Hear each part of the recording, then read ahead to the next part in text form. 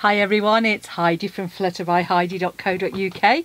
I'm Heidi Smith, I'm an independent Stampin' Up! Demonstrator based in the United Kingdom, and today it's a Technique Tuesday. So I haven't done one for a little while, so I thought it was about time I did another one, and we're doing the Joseph's Coat technique. So I hope you can see this here.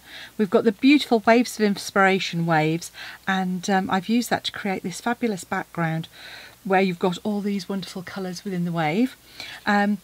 On the inside, apart from that bit of red tape, obviously just a white layer, and I've used a couple of our new in colours, the Tahitian Tide and Starry Sky as well in this. So let's get started. So for your card base, really easy, you just need a piece that's 14.5 by 21 centimetres. So I'm just going to trim that down to 14.5. and then we're going to score that at 10.5 centimetres. So that makes our standard card base. You're going to want a layer of basic white to go on the inside of that. So that is 10 by 14 centimetres, and we're going to stamp on that. And then you want some pieces of cardstock. So I've used the Starry Sky, which is 9.5 by 13.5.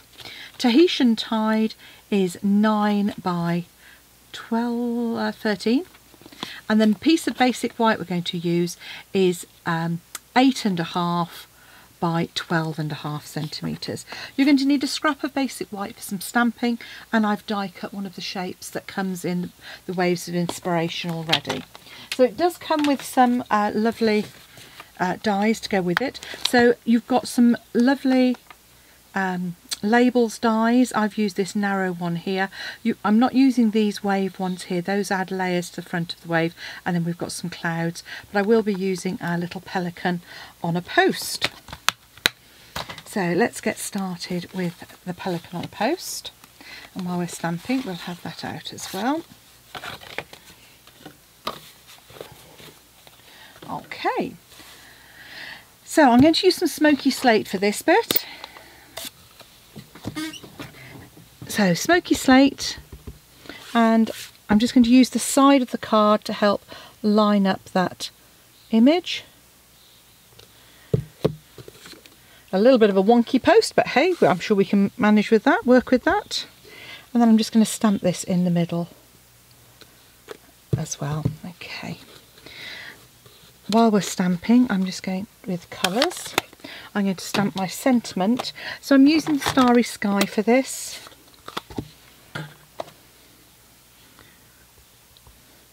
Oh, sorry, I should have probably told you what else you need. So you're going to need some clear embossing powder in your heat tool and some blending brushes.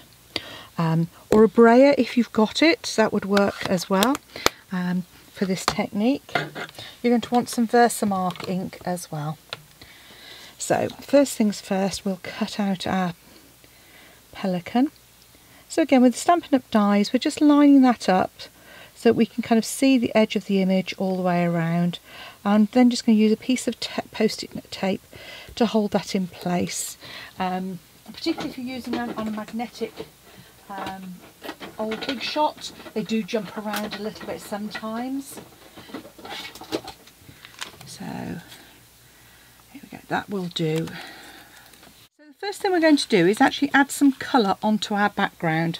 So I've got my Tahitian Tide, and I've got a brush for that. I've got a brush there that's for my really dark blues, so I will use that for Starry Sky.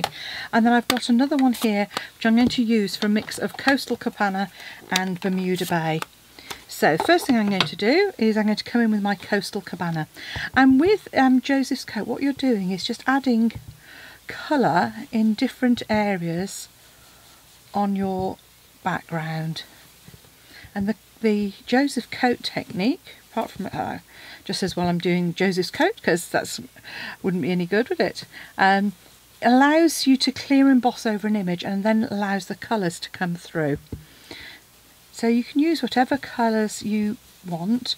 So that's why I'm using a range of kind of sea colours.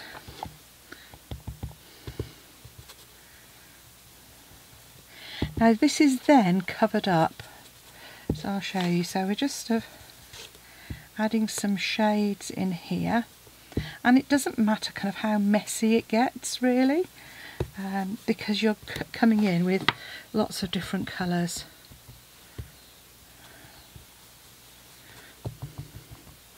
So my Tahitian tide,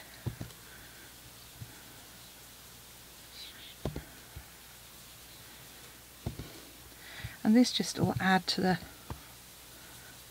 overall effect. So add a bit more colour in where you want to, kind of get those all blended together. I'm being quite sort of rough overall with that. So I can put my ink pads away and those blending brushes. What I'm going to do now is come in with my Stamparatus. So you'll see in here, I've actually already stamped. That's from when I did another project. I'm just going to, so you need to know where your stamp is going to fit onto the image. So you don't want any mess at any mess. You don't want any to miss any of the wave on the bottom. So I actually got a little bit of embossing powder on that. I had a bit of an accident when I was doing my first one, and then I'm just resting that on an ink pad or a stamp case, and I'm really inking this up well with my Versamark. What I do need to do though is actually, what I don't want is for the embossing powder particularly to go anywhere else on my image. I'll do that when I think about it. So really make sure that's really inked up well with Versamark. And I say you want some scrap paper as well for the clear embossing, and then we're just going to come over and really press that down well. Now obviously you're not going to see very much on there. Make sure you pick it up in the corner where you haven't, your image isn't. And then I'm going to bring my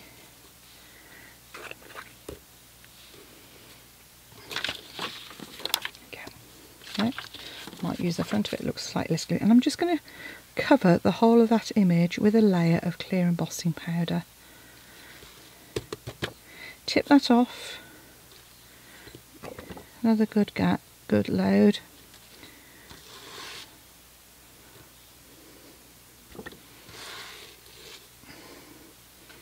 and you probably can't see it, but I can see that that's actually given quite good coverage on there. So I'm just going to gather up my embossing powder before I spill any more.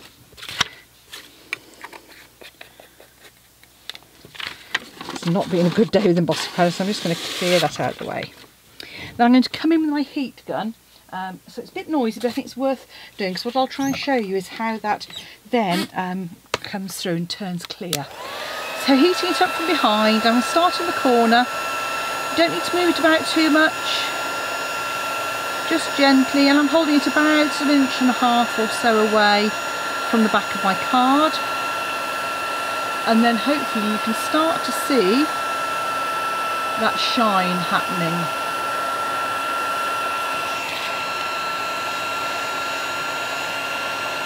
There we go, can you hopefully see that?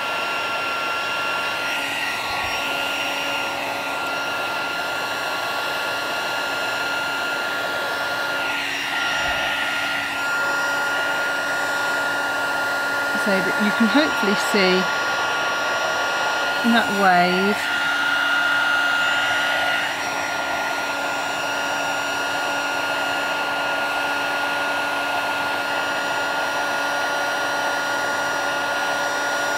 So all of a sudden you go from it being kind of quite matte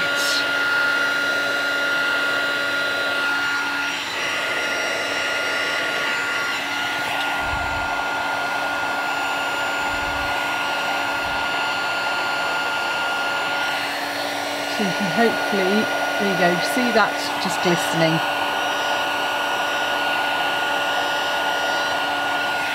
I've just got one more little bit at the top there. Okay, so once you've done that, it doesn't look very exciting at the moment, but if you come in now, and this is where the magic happens, you need to take a really dark colour. Now you can use, I mean, traditionally this is done using black, But what I'm going to do is obviously use our Starry Sky, which is not quite as deep as our Night of Navy. But I'm just going to come in and really add some deep colour here, and hopefully you can see that what's happening is where is the Starry Sky is going into where it hasn't heat embossed, as you can see there, and then you've got the colour starting to come through.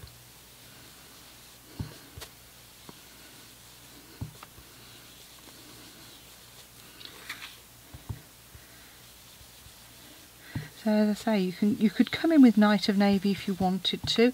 I just rather like the kind of depth of colour with the that you get with the Starry Sky. It's that sort of lovely deep without being sort of too black.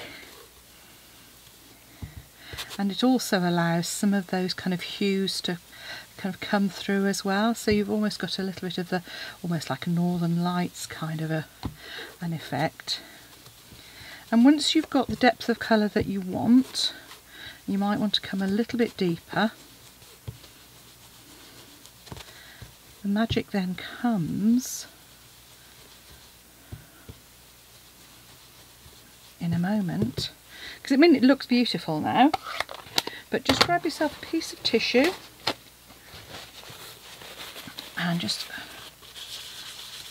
then you just burnish that, and what you're doing is taking the ink off the top of that embossed image, which is allowing those other colours to come through. So obviously you could do it with very different colours. Here we've got the blues and greens coming through, but that just gives us a lovely effect. Well, I think it is anyway.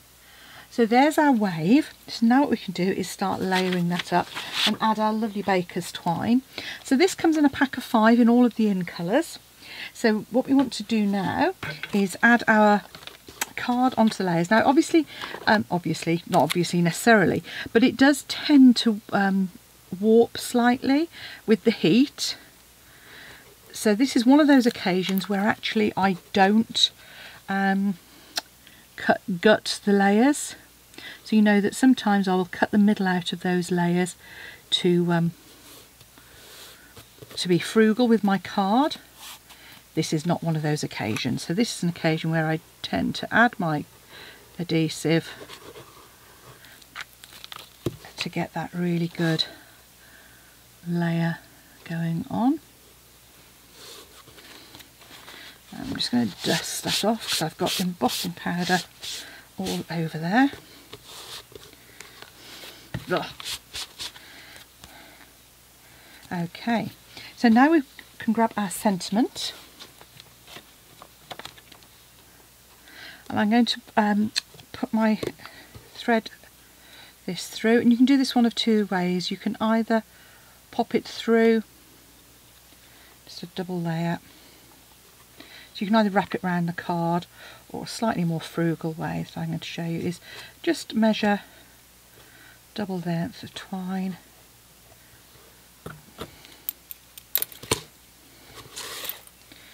and just pop those through.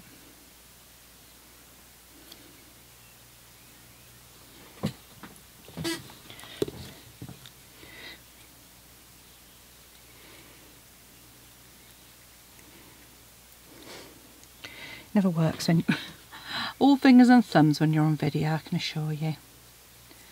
In fact, when I'm in class as well, you know. So you can just separate those out. I'm going to pop some dimensionals onto the back. Make sure that that's in about the right position. Gives me enough to play with. I'm going to use my large dimensionals, and those will serve twofold. They will both hold this in place, and they will also allow that to just pop up off the front of the card slightly. This would make a great masculine card for somebody like my husband who likes the sea. On the back there, just add a glue dot or a piece of tear and tape, or some super sticky red tape. You just want to capture those edges. at the back there.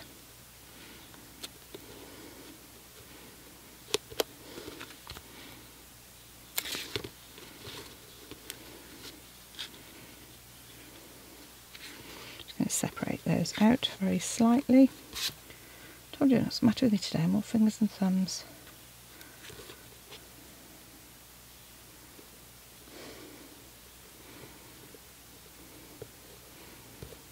So, there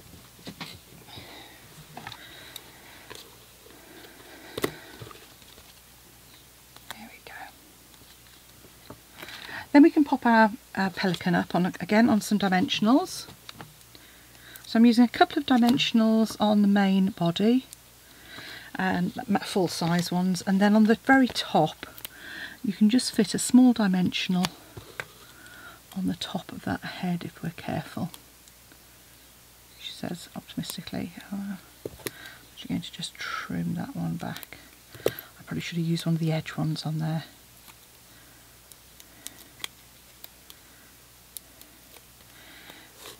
My dad used to rhyme. He used to drive everybody in the family bonkers with it. There we go. But anyway, I won't go down that route now. This is now ready to go on the front of our card. So on the back here, I'm going to pop some dimensionals.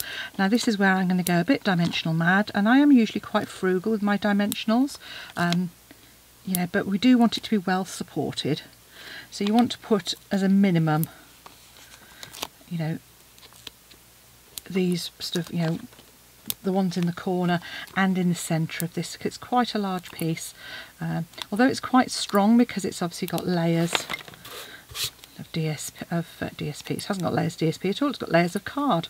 So you can just go through and take those off. There are people who use a take your pick to do that. I just never quite gonna I'm usually trying to to find other things on my desk without trying to find a take your pick as well. There we go.